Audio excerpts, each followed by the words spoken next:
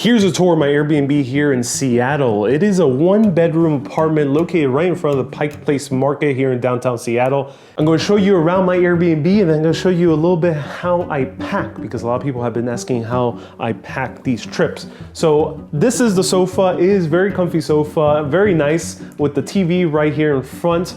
Great for watching any documentaries about the banana wars in Central America. Here we have a little dining room table, we have a mirror, we have a whole lot of mirrors all around. We have a little night table here, lamps, nice coffee table, and here's the kitchen area.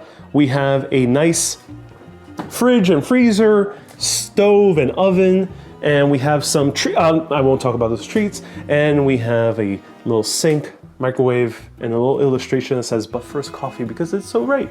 First coffee, and there's more light here. I gotta use the light. And let's go, here's more some closet space. And here's the bedroom. Let's try out the bedroom, shall we? Let's see how comfy this is. The bed is a bit bouncy, so I didn't sleep too well for the reason that it's a bit bouncy.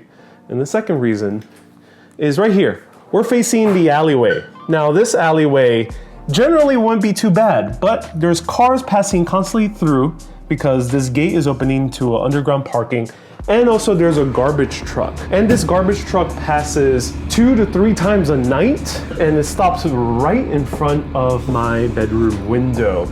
And it is a bit annoying because also these windows are very thin. They're a bit older, so noise does come through. And you can say I was rather sleepless in Seattle over here. The blinds also don't cover light too well, but the room did supply some earplugs, and I end up always bringing a sleeping mask with me just in case, and that helped out. They did warn me about the noise, and this room was at a discount from the other rooms. So if you stay at the Oxford by Casa with a K, I do recommend staying in the rooms that face the street, not the alleyway, because it's not really worth the $10 you save. I haven't slept too well. But of course, they did warn that ahead of time. For some reason, there's a photo of a hairy cow, or hairy coo, from Scotland. That's so cool. More abstract art right over here. There's plenty of closet space here, and since there's an extra bed, they do supply extra pillows and bedding and things like that, extra towels. There's also fans because they don't have air conditioning. So that might be a little bit worse in the summertime, since you may have to open up the window and you'll hear more of the street. And let's go into the bathroom right over here. So hey mirror, how's it going? Here's the bathroom, this is my setup. We have another punny illustration. This is how we roll. I get it. And we have the shower. Very good heating and very good water pressure. So it was a really good shower. Very stable toilet, very nice. Good heating in the bathroom as well. Seattle can get rather cold, so it was nice to have some heating in the bathroom. There's a heating system in each room, so very good heating system. It does heat up very quickly. And here we have a lamp. And now, let me show you how I pack. So I carry around 2 main bags. I carry around this roll luggage by Away. It's called their carry-on bag, and it's specifically sized to be used and carry on almost in every single airliner, including many of the budget airliners as well. And here we have my personal backpack, which I use to carry my laptop when I'm traveling, but this is my daily carry as well. This is where I carry my gimbal, my microphones, books, notebooks, things like that. This is the ISM, very good backpack company from San Francisco. I really do recommend them. It's both fancy and very practical. So let me show you how I pack. Pro tip, wear your heaviest clothing when you are traveling. The temperatures are still winter temperatures. Here in Seattle these past 2 weeks, it's been around high 40s or low 50s. And the next city I'll be going to will probably be the same. I'm not too optimistic about it being hotter. So I wear my thickest sweater, so I don't need to try squeeze this into my backpack. I'm wearing an undershirt as well, just in case I get too hot and want to take off this layer. And I wear my 2 jackets. So I have a light rain jacket and I have a heavy raincoat right here. Let's open this up. So here we have the first compartment, clothing. I have another sweater. This one's a lot thinner, easier to pack. I have another pair of jeans. I do a lot of walking, so I like to alternate between jeans. I wish I could alternate between shoes. That one's a bit tricky because packing shoes is very space consuming. So it kind of sucks that I usually can't carry shoes because I prefer to have my baggage on carry-on rather than checked baggage, especially if I'm hopping around between cities via plane. In Europe, I check my baggage and then hop around via train, so it's really no biggie. So I use a bigger suitcase for that. Here we have 2 bags with clothes, and here I have my button-down shirts. I'm carrying 2 with me right now. I have my undershirts, and I have underwear and socks also right in here. And I squeeze this all in there. It's not looking squeezed right now, but trust me, everything will fit. Right here I have postcards and things I need for postage because I send postcards from destinations. And I have my receipts. I carry all my receipts for tax purposes. And here we have a whole lot of stuff. So this is my toiletry bag. Here I carry basically the things I use to trim my beard and mustache. There's a pair of scissors. These scissors are actually a small pair. You can hear the sirens outside. You can hear how thin the windows are. These scissors are to compliance in most airliners and airports.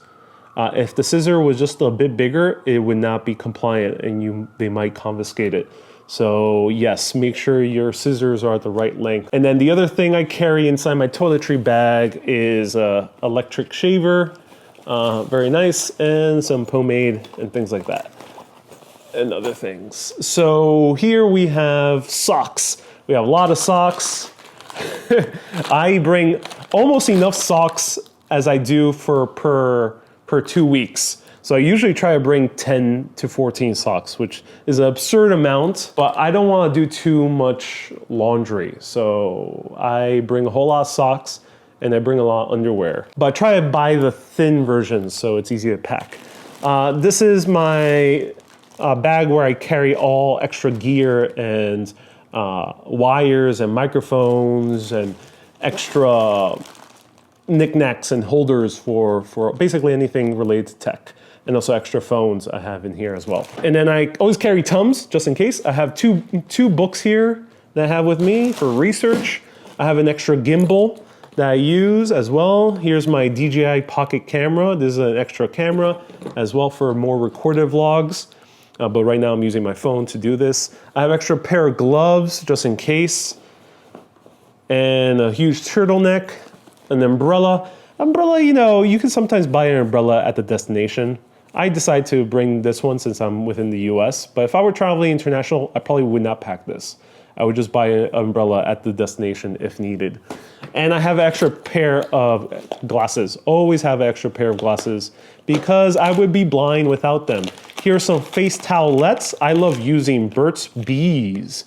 Burt's Bees is basically what I use for all my toiletries as well. I have more toiletries hidden under here. So I have shaving cream. I have Burt's Bees face wash. I have some beard oil, which I package very heavily because that could really get nasty if it leaks. And I have some shampoo as well. But I love Burt's Bees because it's the most natural things for skincare. So I use these face towelettes usually for emergency. So if I put it in my personal bag, and if I'm doing a day trip where I know I'll get dirty, these are very useful to refresh very quickly. And I basically fit all that. That is all going to fit very well inside. It's not going to be too bad. So here I'm traveling very conservatively. I'm traveling comfortably. So by all means, I actually have enough to feel comfortable, and I have a nice rotation of shirts I have at least one shirt that could be used for a somewhat more upscale event. I have a nice sweater that can be used for a nice upscale event if needed. And then I have sweaters and shirts that are basically useful in all circumstances. Lots of walking, hiking, whatnot. You're gonna need less than what you think you need. So right now, what I've packed here is basically the bare essentials of what I use nowadays. I can actually offload a few things here if I really want to travel super light. For example, I can offload things related to beard. I could just let my beard grow or get a haircut at the location, which I do sometimes. So I can basically offload this bag if needed. And if it were summer, it'll be a little bit lighter because I would need to carry big sweaters. So I would just need to carry extra shirts in order to be a little bit more portable. And in summer, that's when I may actually have extra pair of sneakers. In most countries where you're going to, you can always buy the thing that you need at the country. Especially if you're traveling like myself, that's traveling for 2 weeks, 3 weeks at a time.